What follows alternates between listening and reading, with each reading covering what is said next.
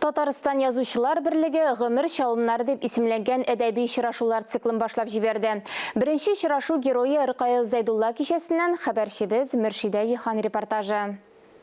Соңғы сұлыш дейіп, қағаздағы ізіне ізгенде, шын шығырға әурілі шағыр, ұнытылу деген өзенде. Күз матур гына бір жайге иртәдә килеп җитә шул ул. Жил таныды безне дигән шигыренә эпиграф итеп алган әлеге фәлсәфи фикер Ырқайыл Зайдуллага 60 яшын тулуында бик төгәл сүрәтли.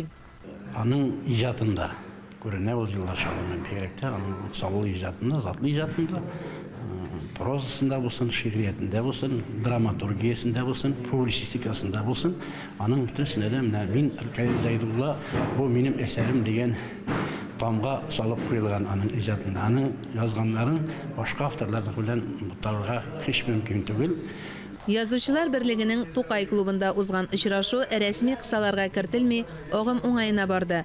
Кызыксынучылар сорауда бирде. Әдәбият белгече, тәнкыйтьче Рифат Сверигин иҗат юлының үсеше, шигырьләренең камилләшүе белән бәйле сорауына ачыклык кертте. Нинди үзгәрешләр сизәсез үзегезнең иҗатыгызда? Без сизәбез аны.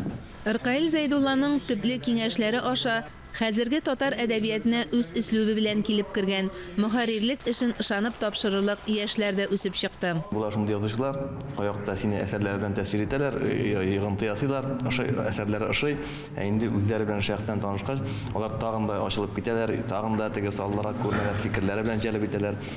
Ырқайыл абый да мине шулай башта иҗаты белән үзенә җәлеп итте, һәм инде шәхес буларак, әлбәттә, остаз буларак.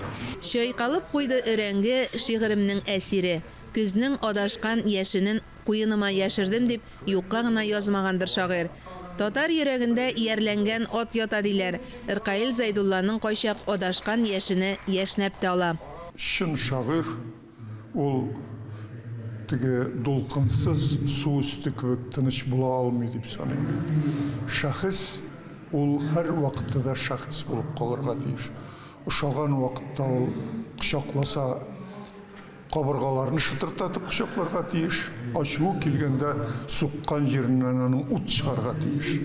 Менә шагыйрьләр дә шундый булырга тиеш. Кади Такташлар, Тукайлар, Җәлилләр менә шундый булганнар. Ырқайыл да яшьтән үк уйлаганын әйтә, ләкин ни эләкте шуны түгел, кирәклене әйтә торган егет иде. Ул бүгенге көндә дә мин уйлыйм, һәрхәлдә дөрес юлда бара торган, безнең әдәбиятның бару юлын билгеләүче шагыйрь, әдип дип саныйм мин аны. Аңа уңышлар телим. Язучылар, шагыйрьләр, әдәбият сәнгать әһелләрен, туганнарын бергә җыйган очрашу барышында Ырқайыл Зайдулла күңел дәфтәреннән сайлап кына шигырьләрен укудан тыш тәрҗемәи хәле, тарихи истәлекләре белән дә уртаклашты. Бигрәк яшь чагында, максимализм көчле булган чагында, мин шундый шагыйрь дип, ләкин элкәнә ул кыйлып бетә. Миңа калса, аның менә ниндидер көчле дәрт менә шул нидә йөрәге белән язган бөтен ут,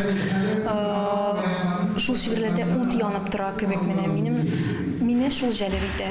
Туганнарына һәм балаларына ул яратучан һәм мәхәббәтен күрсәтә торган кеше. Әйтәм бит инде кешелекле кеше ул менә шул яктан аның Аллага шөкер.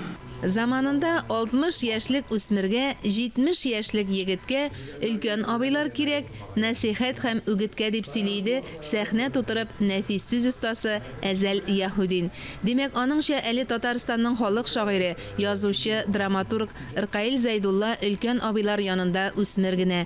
Мөршидә Жихан, Ринат Сахипгәрәев, Татарстан яңалыклары.